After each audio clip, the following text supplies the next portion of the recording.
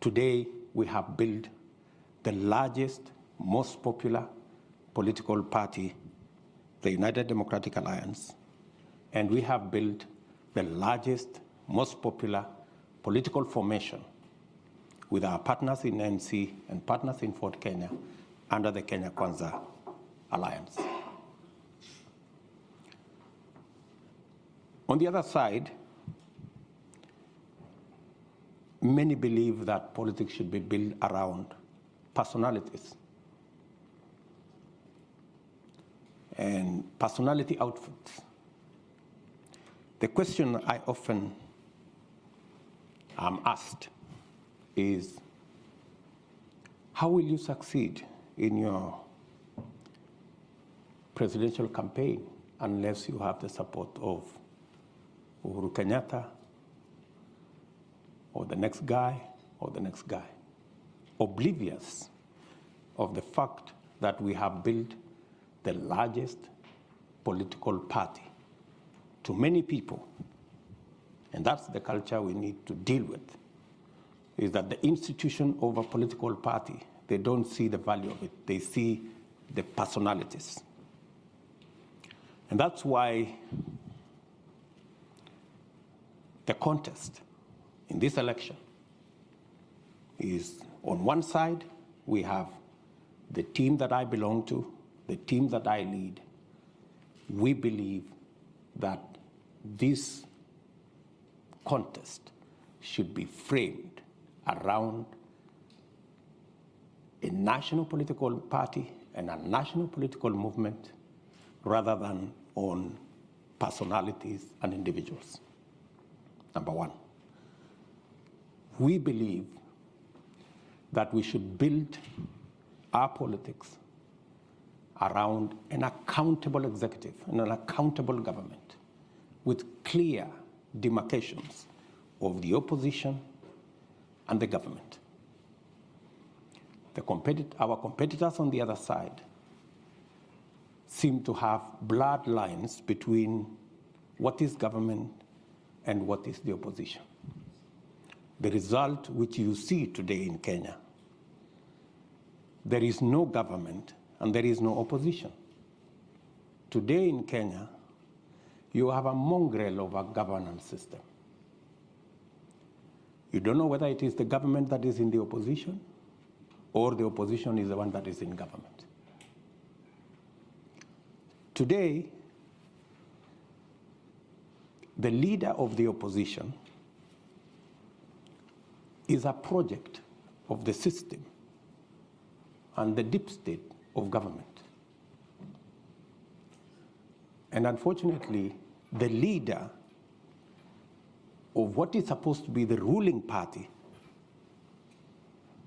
is actually a squatter, or is it a refugee, in the opposition party. So we have quite a situation.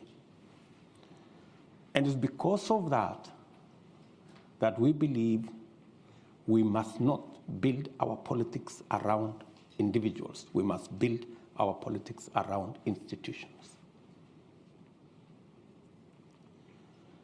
If we had built our even engagements around political parties, we wouldn't have ended in the situation that Kenya is in today, where we have opposition members chairing government committees. We have the leader of government being the foremost supporter of the leader of opposition.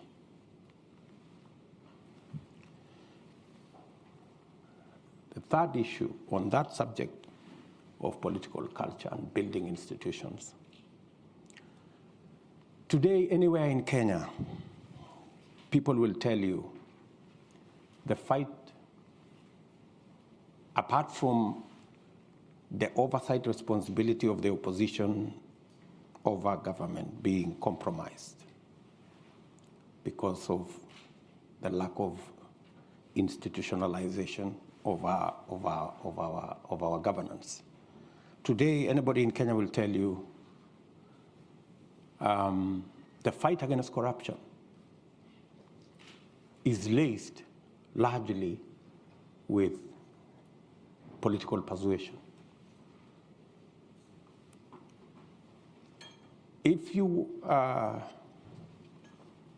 challenges of having stolen from the public, you only need to be a friend. You only need to profess that you support the handshake and you support the BBI, and you will have no consequences. It is our belief that accountability should be built and institutionalized. That's why we believe that the very first thing we must do in completing the implementation of the Constitution is to operationalize what the Constitution provides for, the judiciary fund, to give the judiciary the capacity, the financial independence to be able to deploy their full potential in discharging their constitutional mandate of adjudicating on disputes, dealing with matters of accountability, dealing with matters of corruption, so that corruption cases do not take 10 years because the judiciary is undercapacitated, because they do not have the resources to hire the personnel, the magistrates, the judges, the software, the hardware, to be able to discharge their responsibility. At the very first instance, it's our commitment that we must operationalize the judiciary fund and get the judiciary to do independently what they are supposed to do. The second item is the entire criminal justice system, from the DCI to the Inspector General and all the investigative authorities in between, must also be given what the Constitution says, their financial independence. Today, the IG, the Inspector General, the DCI, they run independent offices, but they depend on the office of the president for their finances. They do not have financial independence. There is a common saying, he who pays the piper calls the tune. So if somebody else is paying, that's how they decide who you go after and who you don't go after.